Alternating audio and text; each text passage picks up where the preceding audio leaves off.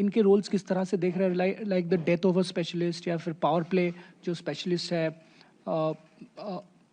और डेजिग्नेटेड जो फिनिशर्स है, इनके बारे में अगर थोड़ा बताएं। जैसे कि we have Renuka, we have Kranti जो पावर प्ले में बॉलिंग करते हैं, और फिर उसके बाद श्री चन्नी है, राधा है, दीप्ति है जो स्लॉग ओवर्स में बॉलिंग करते आ रहे हैं, स्नेह राणा है जो मिडिल ओवर में कंटेन करती है। तो I think batting and bowling में बोथ डिपार्टमेंट्स में हमारा काफ़ी बैलेंस है, और वो बैलेंस हमने जैसे मैंने पहले भी बोला इंग्लैंड के सामने भी देखा, और उससे पहले भी जब हम लोग ट्राई सीरीज़ खेल रहे थे तो वहाँ पर भी देखने को मिला है। तो आई थिंक जैसे मैम ने भी बोला, we didn't want to do lot of changes, because जो प्लेयर्स अच्छा करते हुए आ रहे थे उनको ही कंटिन्यू कर रहे हैं, and I think they have done really well, तो उसी टीम के साथ जाना चाहते थे।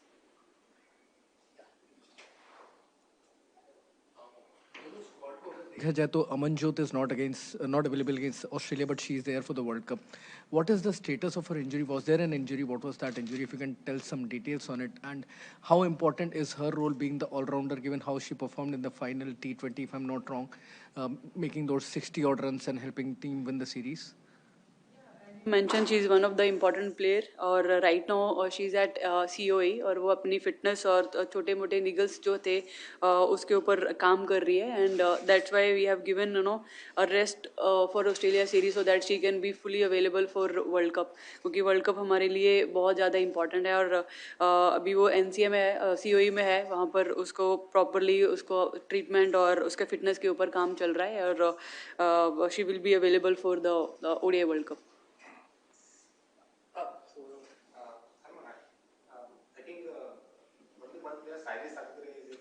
Australia squad, but she is not considered for the World Cup. So any particular reason for that?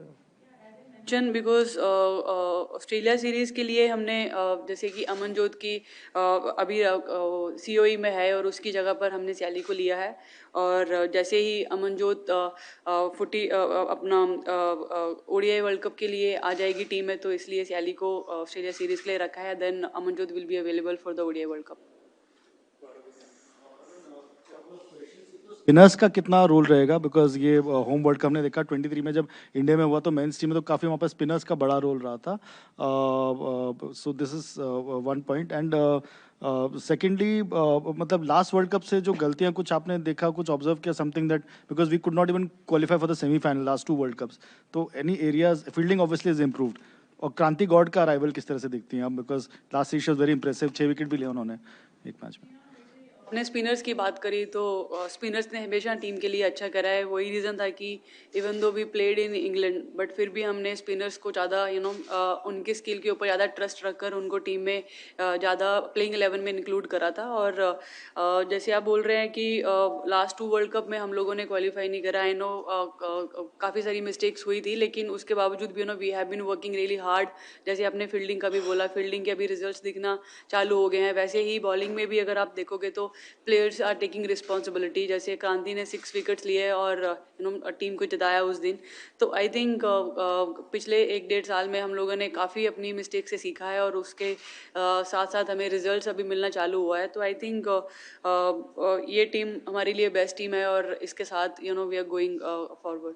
अभी इस वर्ल्ड कप की अहमियत हरमन के लिए क्या है, और मोर ओवर कंसिडरिंग आप वो 4 नंबर पे पूरा बैटिंग ऑर्डर पकड़ के रखोगे, उस हिसाब से, दोनों हिसाब से पर्सनली बहुत इंपॉर्टेंट है, क्योंकि सारे वर्ल्ड कप इंपॉर्टेंट रहते हैं, लेकिन ये होम वर्ल्ड कप है, और होम वर्ल्ड कप हमेशा किसी भी प्लेयर के लिए स्पेशल रहता है। मेरे लिए भी बहुत स्पेशल है, और 4 नंबर पे बैटिंग का काफ़ी एक्सपीरियंस है, और यही रहेगा कि जितना वहाँ पर टीम के लिए कंट्रीब्यूट कर सकूँ वो बेटर रहेगा मेरे लिए और टीम के लिए भी। तो मेन यही है कि this is one of the बहुत ही इम्पोर्टेंट वर्ल्ड कप है, और अपना बेस्ट क्रिकेट शो करूँ।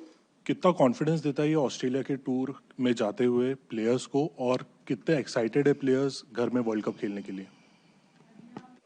किसी भी टीम को उनके होम ग्राउंड में हराकर आना अपने आप में बहुत बड़ी बात होती है और एज ए टीम हम लोग बहुत प्राउड फील करते हैं कि हमने वहाँ पे बहुत अच्छा क्रिकेट खेला और सारे के सारे टीम प्लेयर्स बहुत ही ज़्यादा इन्वॉल्व थे और we were only thinking about winning और वर्ल्ड कप से पहले जो भी हमारा 3 ओडीआई का सीरीज़ है ऑस्ट्रेलिया के साथ वो बहुत इंपॉर्टेंट रहने वाला है और वहाँ पर हम कोशिश करेंगे अपना अपना बेस्ट कॉम्बिनेशन खिलाएं और बेस्ट क्रिकेट खेलें और सबके सब वर्ल्ड कप के लिए बहुत एक्साइटेड हैं और back to back we are having training camps यहाँ पर हम लोग अपने आप को मेंटली और फिजिकली प्रिपेयर कर रहे हैं. Yeah, my question is for both.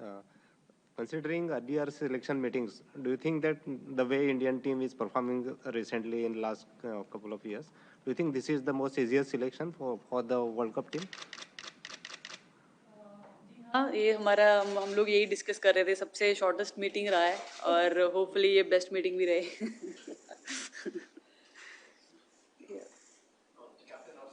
I mean, we have seen coaches come and go, but of late for the last 2 years, काफ़ी ज़्यादा consistency रही है.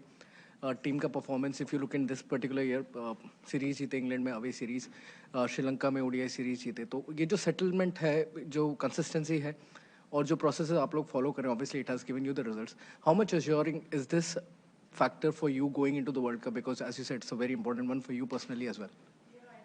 वैलिड क्वेश्चन बिकॉज पहले कितने साल में एज ए प्लेयर हम लोग बहुत स्ट्रगल कर रहे थे बिकॉज बहुत सारे कोचेस आ रहे थे जा रहे थे, एक प्रॉपर सेटलमेंट नहीं हो रहा था. लेकिन अमोल सर के आने के बाद काफ़ी सारी चीज़ें बैलेंस हुई है और सारे का सारा सपोर्ट स्टाफ हमारा काफ़ी स्टेबिलिटी लाता है टीम के लिए और आई थिंक प्लेयर्स को भी उनके साथ काम करके बहुत मज़ा आ रहा है. तो I think that we can see on the field कि हमें उससे रिजल्ट्स भी मिल रहे हैं और उसके साथ साथ I think the amount of support we have got from our selectors, that is also something. I think हमें उनको भी अप्रिशिएट करना चाहिए और I think BCCI also been really kind and very helpful कि हम लोग विमेंस क्रिकेट के लिए अच्छा कर पाएँ और अच्छा क्रिकेट शो कर पाएँ. हरमन, जो पहली बार इस बार वर्ल्ड कप खेल रही है, इनके लिए कितना एक्साइटिंग है ये opportunity? You must have spoken to them and somebody like Jemi was perform so well over the years, she is also playing a first world cup. तो इनके लिए कितना एक्साइटिंग होगा ये, क्योंकि we are playing at home.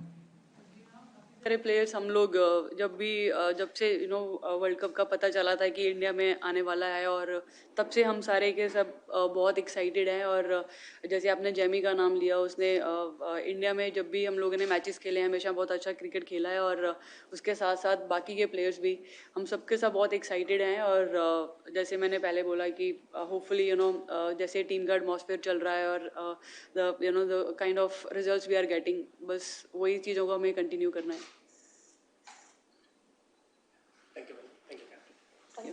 Thank you. हाँ जी. Request you to send your photo. Share.